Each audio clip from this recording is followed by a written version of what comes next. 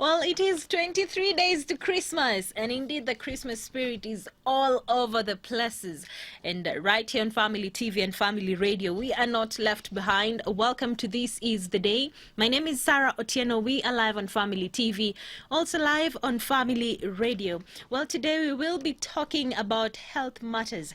And yes, we have a specialist on the line for that, and also looking at what the DP William Ruto is saying about the BBI bill. And this is after he had a meeting with some of the political representatives. And I also want to hear from you. Text me and talk to me using the WhatsApp number 0786316316, SMS line 20316, on Facebook and Twitter at Family Radio 316. Let's get it started. Now, the Deputy President William Ruto has called for further amendment of the BBI bill, signaling his readiness to lead the No campaign. Ruto and his team want the referendum to be held alongside the 2022 general election at no cost. And Ruto said they want to be persuaded why they cannot do the referendum in 2022. Addressing the media today, Ruto said everything that needed to be said has already been said. He also said Kenyans are concerned about the size of parliament and the executive, and he met the 146 leaders, including governors, senators, and members of parliament, over effort to build consensus on the Building Bridges initiative. In the exercise of building consensus so that we can avoid an unnecessary divisive contest. In a nutshell, let me say that we appreciate the challenges this process has gone through. We appreciate that there has been a lot of push and pull. Many of the members of this team have been victimized for holding different opinions from those of others. We believe and we ask that we want to walk together this journey. We are not making any demands of anybody. We are putting our case. And we believe that we have a very strong case. The same way, in Bomas, there were proposals that had been put on the table. This team, the church, the Muslim community, pastoralists, members of county assemblies, council of governors, and a host of other stakeholders made their contributions to what was presented in Bomas. Those proposals were taken on board. A majority of those proposals were taken on board, as has been stated here by members of this team. Secondly, we are also making the proposal on the size of parliament, the size of the executive. Kenyans are concerned about how much it costs for them to run government. And the proposal we are making here is that we can have a win-win. We agree with the proposal that appointments, or not appointments, but in Senate, 47 women are elected as senators. Well, as part of their proposal, the leaders want the number of nominated members of parliament reduced by at least 60 members and have more members elected by Kenyans. While the BBI proposal fronted the removal of women representatives, the DP's faction proposes bringing back 47 women representatives so as to have 94 elected women in both houses. But we are of the view that instead of two assembly, and with that, we should be able to reduce the number of nominations. And our target, all the way towards 600 members. This proposal will make parliament, we will cut almost 60 or 70 members if we adopt this proposal. So we are saying we can cut down the size of parliament by up to almost 60 or 70 members of parliament if we adopt this proposal we are making. And therefore, I do not think anybody can say that it is too late to make a huge saving on the kind of savings we are going to make if we adopt a proposal that reduces substantially the size of our legislature. Maybe I will explain a bit. For example, there are Kenyans who have no issue with 35% going to the counties, and they want to vote yes. But there is a Kenyan who has a problem with the judiciary ombudsman. He wants to vote no. Why do we force a Kenyan to vote for something he does not want, or to vote against something he wants? It is practically possible for us to give an opportunity for Kenyans to vote yes for resources going to the county and to vote no for what he doesn't want or she doesn't want. And that is the opportunity we are saying should be made available to Kenyans. What will that do? The opportunity to allow Kenyans to vote on issues will completely remove this us versus them, no, yes referendum contest. Completely. It will remove it. There will be no need for us now to have teams campaigning yes this way, others campaigning no that way. We will then focus on issues. Which are the issues Kenyans will vote for, which are the issues Kenyans will not vote for, and the reasons why, and we can always take this forward. And let me say for the record that it was okay for us to vote no yes in the last referendum because we were enacting a new constitution. So the vote was between the current and the old. Now we are not voting for the whole constitution. We are voting for articles of the constitution. So it is perfectly in order for us to assemble articles that are together and vote for them separately. And that's all we are asking. We are also saying. Well, that is the DP William Ruto explaining why Kenyans should actually vote per article instead of voting yes or no on the BBI bill. And he said something very interesting, that this referendum should be pushed forward to 2022 when we are having our general election. Do you think, or do you agree with the DP that we should put a hold on the referendum until 2022 when we will be having our general election? Or should we just do it right now and get done with it? 2022, am I right now? Talk to me using the WhatsApp number 0786 316 316, SMS line 20316. I want to hear from you on that note. Now, half of Kenyan households have struggled to keep up with their loan payment due to the negative effects of COVID-19 pandemic on their livelihoods, and this is according to a new survey by financial recovery firm Collect Pro that revealed today. The firm conducted a survey to understand the burden of debt in individuals brought about by the depressed economy attributed to the COVID-19 pandemic. Dubbed the Indebtedness Survey, the study uncovered hard-hitting realities for individuals and institutions alike, which, if not addressed, will accelerate the downward spiral of the current credit crisis in our country. Now, 10% of the surveyed households reported that they were unable to service their loans at all, and another 13.6% failing significantly behind their payment obligations. As most people struggle to repay banks, others struggle with mobile applications. Here is Modix Airo with the current state of mobile loans in Kenya. Over the past 10 years, mobile-based lending has grown in Kenya. Some estimates put the number of mobile lending platforms at 49%.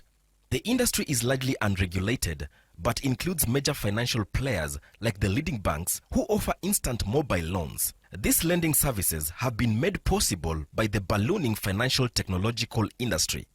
The digital loan services appear to be bridging the gap for Kenyans who don't have formal bank accounts or whose income are not stable enough to borrow from financial institutions. Who borrows and why? A survey released earlier this year showed that formal financial inclusion, that is access to financial products and services, had increased from 27% of Kenya's population in 2006 to 83% presently. Mobile money services have benefited many people who would otherwise have remained unbanked. These include the poor, the youth, and the women. In 2017, the financial inclusion organization Financial Sector Deepening Kenya reported that the majority of Kenyans access digital credit for business purposes such as investing and paying salaries and to meet everyday household needs. The implications of these findings are twofold. Digital credit can help small enterprises to scale and to manage their daily cash flow. It can also help households cope with things like medical emergencies. But as the figure shows, 35% of borrowing is for consumption, including ordinary household needs, airtime, and personal or household goods. Only 37% of borrowers reported using digital credit for businesses, and 7% used it for emergencies.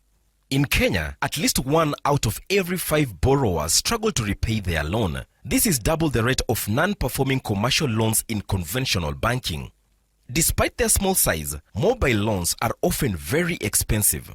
Interest rates are high, some as high as 43%, and borrowers are charged for late payments.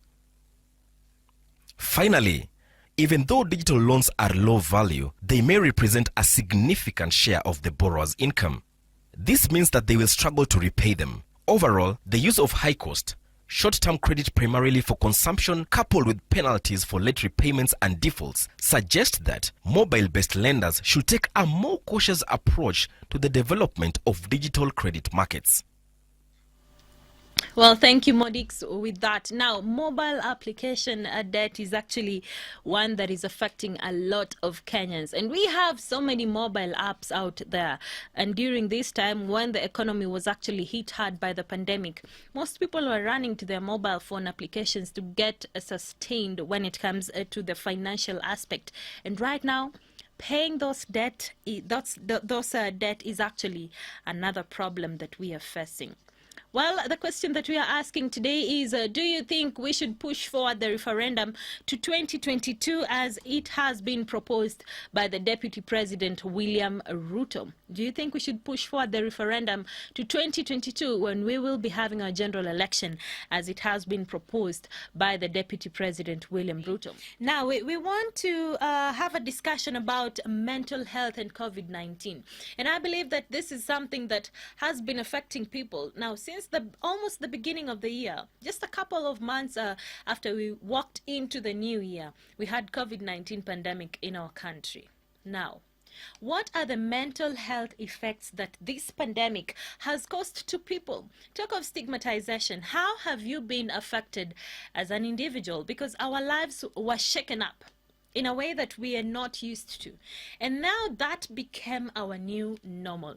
Are you okay psychologically, emotionally? Most people are not. And sometimes we're not okay without even knowing. And that is why today we talk about COVID-19 and mental health. And right now I am joined with Jacinta Muriuki, who is a psychologist. Hi, Jacinta. Hi, Sarah. How are you doing? I'm fine, and you hope you're doing well. Yes, I am doing well, but I know maybe there is someone who is listening or watching to us right now and they're not doing well, especially if I'm just thinking to myself, if someone actually contracted COVID or knows somebody who contracted COVID, it's not a very easy time for them, especially when you talk about their mental state. Am I right about that? Yes, that's true. Yeah, it has affected people mentally, socially, financially. Basically, we are not used to having such a pandemic or even a disease that you can just contract it anyhowly, or not even anyhowly, but in such a short period of time. So probably people are scared about it. People are still overwhelmed about it. We don't know what to do. even in as much as you know what to do, you don't know if you're going to get it or not. Yes. Yeah, so it's a bit it's a scary moment to all of us, not to specific people, to all of To us. all of us. I like where we're To all going of with us. this, and talking about the scary moments, we've had stories of people who've actually contracted the disease, and maybe some of them have recovered. But there is one thing that is consistent, unfortunately, and this is stigmatization. Yes. And I'm thinking this is one of the major contributing factors of a poor mental health for these persons. So talking about stigmatization, how can it affect somebody? Stigmatization is a negative attitude towards someone, towards something. You create a negative attitude out of probably their unique feature. Either it's their color, either it's their race, either it's their height, or it's their social status. And at the moment we stigmatize people out of their health status. Someone has contracted COVID-19, so we stigmatize that person. Probably we tend to isolate ourselves from them. Like families where you hear someone who a COVID survivor, they'll tell you that I couldn't even contact my own family. None came to visit me because they were scared about it. So it tends to bring about that feeling of loneliness and isolation. Like, the fact that I have contracted it, but then it doesn't mean that, I cannot have, you cannot have power over everything at the end of the day. So probably you did everything you could and still you had to contract it. And for instance, those people who are the health workers, frontline health workers, for them it's even it's risky at the moment this time to work as to be a medical practitioner, because in as much as you try to protect yourself, there is a higher chance of you contracting it. So does it mean that your family should isolate you? Does it mean that people should stop visiting you or talking to you or fear you just because you contracted the COVID-19? So it has brought those sorts of isolation. And once you tend to be isolated, you are all alone, you feel that those feeling of unworthiness, like people do not want me, people do not love me.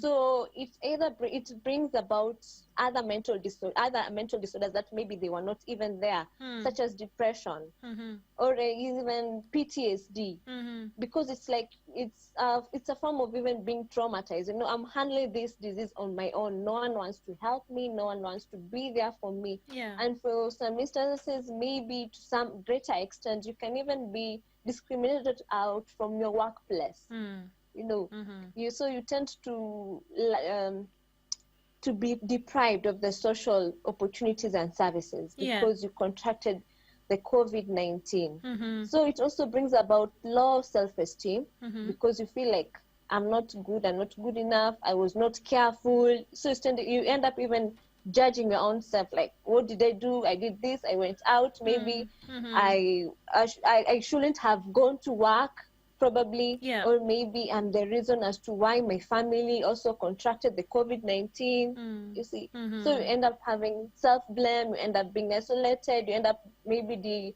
developing depression and other mental illnesses. Okay. All right. And you've talked about family members, and I'm thinking this stigmatization does not only affect the person who is directly affected and maybe contracted the virus, and even the family members. So here I am, Sarah, maybe I know a friend or a family member who contracted the virus. Maybe they're healed, maybe they succumbed to the virus.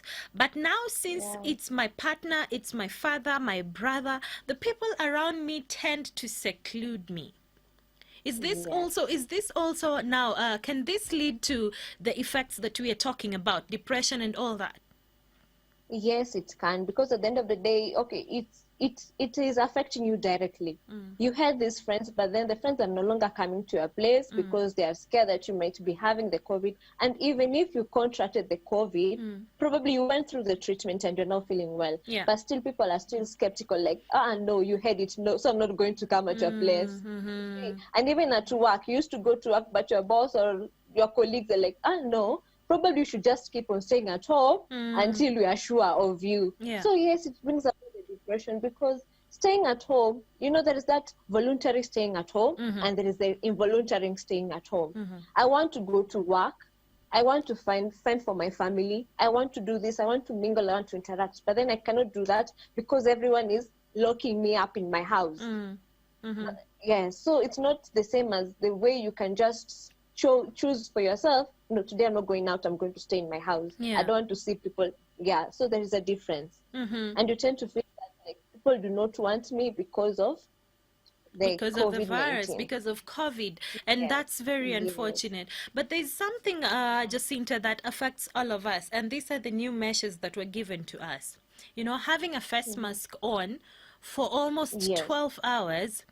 This is something, and especially for those that are around people with maybe who are suffering from the virus, it has to be for more hours, and also maintaining social distancing and all that, and having to wash our hands every other time. This is not the norm for Kenyans, So, looking at it generally, now this pandemic has not only affected those that have come into contact with the virus, have come into contact with people, and even you and I have been affected by this. So generally, how has this pandemic affected the common mwananchi who does not have the virus, who lost her job, who does not have to now go for the get-togethers and all that? How has it really directly or indirectly affected the common person like myself, mentally? When you talk about the effects of it mentally, it has brought about the fear of anxiety, I would say. Yes. Because all of us, in spite of the fact that you wash your hands like after every single minute, until there is this meme that showed us our hands at the end of the day, they look like those of the chicken and hens, you see. So even if you wash your hands every single day, you'll wear a mask and probably you maintain the social distance, it's not a guarantee factor that you won't get it. Yeah. It's a precaution measures, yes, but it's not 100% guarantee factor that you won't contract the virus. So it brings about that fear of anxiety. If I go out, will I get it? Yeah. Okay, I need to look for food. I need to look for my rent and everything. But then I'm scared. If I go out, will I be able to get it or not? The people that I mingle with, how sure am I that they are safe? You know about yourself, but you don't know about the other person, where they're coming from. Yes. And for people who already have either mental disorders or physically health disorders, diseases, it tends to increases the chances of them to get worse. Because if at all I had, let's say, anxiety disorder before the COVID, it will probably rise up. If I was depressed, probably it will tend to go high because I don't know what to do. For some, they'll even maybe tend to lock themselves inside and just be alone. They don't want to mingle with others so that they can feel safe. For those who are paranoid, paranoia can even extend even to high level because you feel like if you touch something, probably it has the virus. If you get into contact with someone, let's say in the public vehicle, like, oh no, my God, maybe he has the virus. Yeah. You see?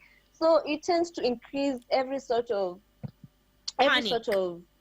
yes, and diseases. And for those also who have, let's say they didn't have mental illnesses, but then they had physical illnesses like high blood pressure, diabetes, and everything, they might even shift to this other side of mental disorders because now it's their risk population. They have been termed as a risk population group. So I'm like, they'll be like, probably, okay, I cannot do this. If I do this, then probably I have the chance of getting the disease, so the virus.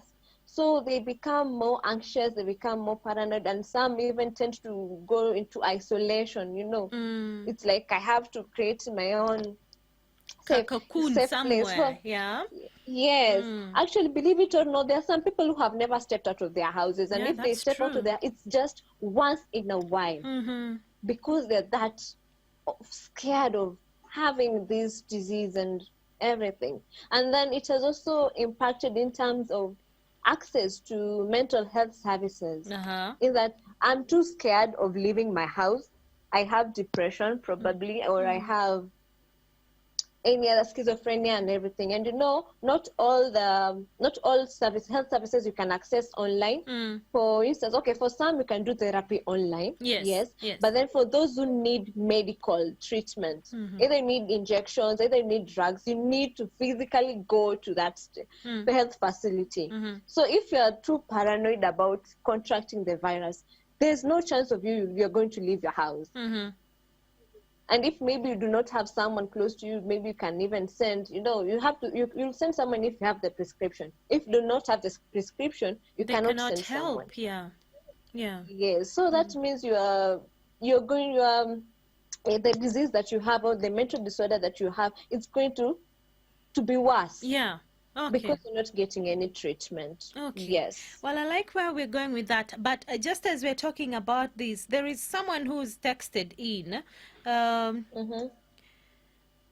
right. This one is saying, and this is interesting. So, Sarah, you remember the case of the guy who died in a matatu with COVID-like symptoms, but ended up being told that it was not COVID. Remember that story? Yes. The Embakasi Sacco. Now, this one is saying, I happen to know the family of that one man, and may his soul rest in peace. And up to today, even the neighbors do not say hi, despite the fact that it was not COVID. So when the psychologist talks about stigmatization, I have experienced it firsthand. Look at this. That's so sad. Look at this. And remember, it was actually pointed out a bit later that this man did not even have the virus. But the stigmatization to the family members, it's really worrying. Now, sorry, carry on. And I was saying that's very sad. It's really, really sad. Yes. Now that we are approaching the festivity, because Christmas is just 23 days away, and people want to, there's so much anxiety, as you said, and people want to keep safe, and also to protect themselves from getting this virus. But this also causes a lot of mental disturbance. So how can someone actually deal with that, making sure that they are safe during the festivity and also taking care of their mental health? How can this be achieved? First of all, what I'd like to say is that we are used to our normal Christmas in that December, it's the month of traveling. Actually, probably during this moment, that's when you see most of the buses are booked. If the SGR is fully booked, some of the planes are partially booked and everything. But then those were the normal days when we had, when everything was okay. Yes. But then at this moment, things are not okay. Because we have this virus. So what I can advise or what I can tell people is that if at all it's not an emergency, or if at all it's not a need, then the best thing you can do is just stay where you are. Yes. Because the movement, you are carrying it. Either you are carrying it or you're going to get it from the probability of you getting it from someone else outside there. Because at the moment it has spread everywhere within the country. Yes. Yeah. It's not like the first times when specific counties were mostly hit, but at the moment it's everywhere. So you don't know where you're going. If where you're going they have it, and if or maybe you are asymptomatic and you're taking it to them. So what I can advise people is try as much as you can to stay where you are. But if you can't do that and it's a need for you to travel, then practice the stipulated protocols. Probably keep the 1 meters apart, the 1.5 meters social distances, wear masks, sanitize, and do everything that you can. And once you are anxious about something, maybe try the relaxation technique. Wow. You can just take because sometimes you're just so anxious about something that you're even not, you cannot even think straight. Because your mind is everywhere. So try and relax yourself. Take a deep breath, deep breath. You can even meditate. For some, you can even use something as simple as just listen to music, either whatever the genre that calms you down. You can even decide to do exercise. You can run. Either you can do the what do you The call them? Aerobic exercises. aerobics, Yes, yes. the aerobic exercises. Yes. And maybe you can, if it's too much, you can even try and talk to a friend, Mm-hmm. a And friend or uh-huh. any close person that you have. Mm. And if it's way too much, you can seek professional help, Mm-hmm. probably. Okay. Yes. And Yeah. there's someone who told me, and you can also count one to a certain number as you relax, and this Yes. happens for some Yeah. people.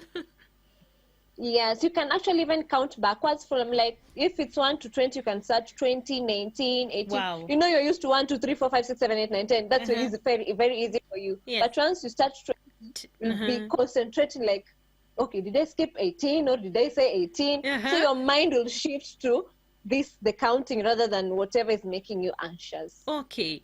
And Yeah. does this also Yeah. apply to people who have been stigmatized? Now, the victims of stigmatization.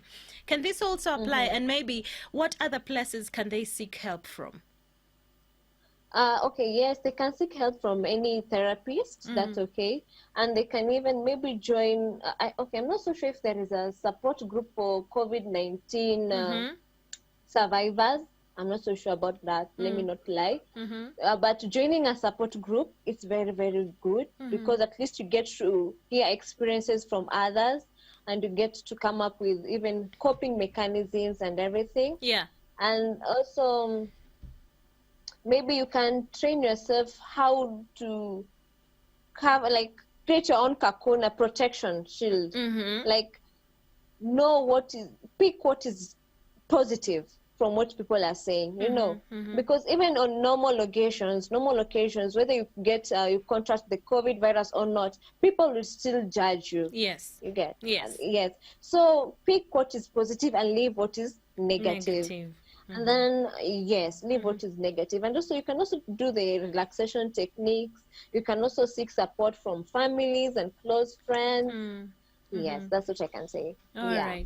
Well, lastly, before I let you go, maybe someone who is stigmatizing another person because of COVID-19, or even a family member because a friend or a family member is suffering from the virus. This person who is inflicting the pain of stigmatization, maybe what can you tell them as we wind up? What I can say is that this disease does not choose. Yes. It's not specific, like saying this is, I'm going to Sarah, I'm going to Jacinta. It passes over anyone. It can just get to anyone. And we all need support. For us to be able to curb it, we all need to support each other. Because today it's me, tomorrow maybe it will be you. And you will need that support. Yes. So we need to stop stigmatization, and we need to create awareness. The fact that you have seen your neighbor going through it and your neighbor came out well, then that you should be their spokesperson. Like, yes, there is COVID, and we should take care of ourselves, and the people can get healed out of it.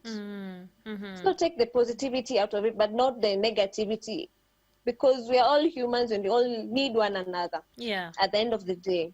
Yes. All right. Well, thank you, Jacinta. I don't want to water down what you've just concluded saying. So I'm very grateful that you could come through and actually just help us with our mental health during this time. Thank you. Have a beautiful evening. Thank you, and welcome. All right. Well, that has been Jacinta Muriuki, a psychologist. And hey, this is just something that we need to take in and interpret. This is Godfrey. You're saying this one I don't know, but it does seem rushed. On the other hand, kama inakuja ikuje tumalizane nayo once and for all. Edwin Boita, you're saying, hey Sarah, I think it's a good idea to push the referendum to 2022 to give room for consensus and issues-based referendum rather than hurrying for a yes or no referendum. Eric from Nakuru, you're saying no need for referendum or BBI. This is overburdening Kenyans.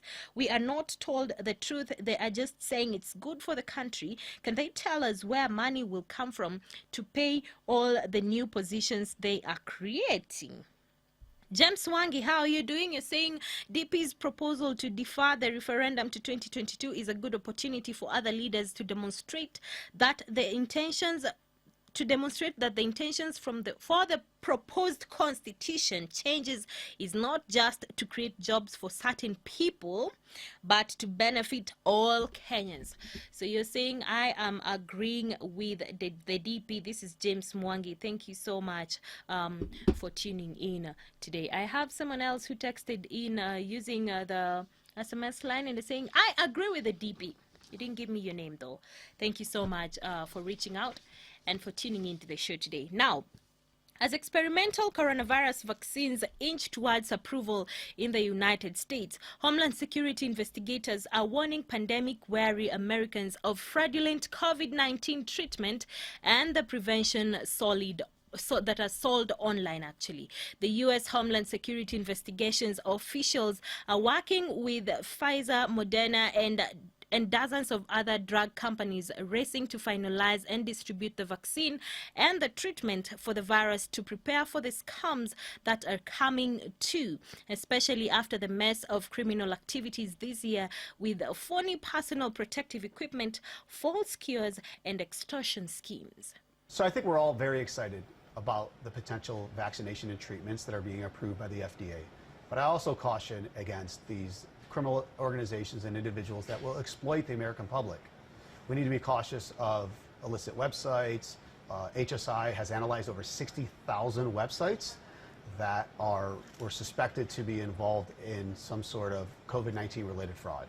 Homeland Security Investigations launched Operation Stolen Promise in April of this year to combat the threats and fraud relating to the COVID-19 pandemic.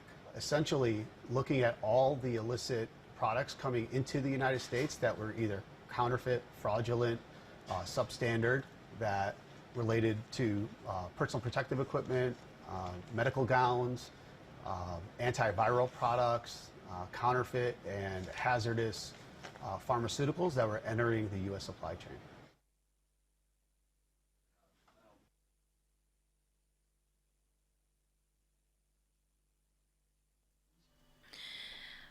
All right, there we have it. And this is not only happening in the US, but also in our country. Now, I know that a lot of people are waiting for this vaccine, and people just are so worried to protect themselves. And we have just talked about mental health and how the scaredness that people are facing can affect our mental health. But be very cautious with what you buy online. That face mask that you want to get from somebody, are you sure it's of quality? It's of quality material, and it's the one that will prevent you from getting the virus. Are you sure of that product that you are getting online? And not only products and services that are related to COVID-19. You've also had so many online businesses booming at this time. But make sure that no one actually cons you of your money, because we have people out here who are just after making money out of innocent Kenyans who are not very keen to actually verify the person or the platform that you're buying your goods and services from. So just be on the lookout. Thank you so much for tuning into the show today. My name is Sarah Otieno, and I wish you a very good night. I will see you tomorrow. This and more of our shows, log on to www.familymediaonline.com to enjoy a wide variety of programs, from current affairs to testimonials and features, pastoral and inspirational shows, kids entertainment, and so much more. Also stream live on www.familymedia.tv.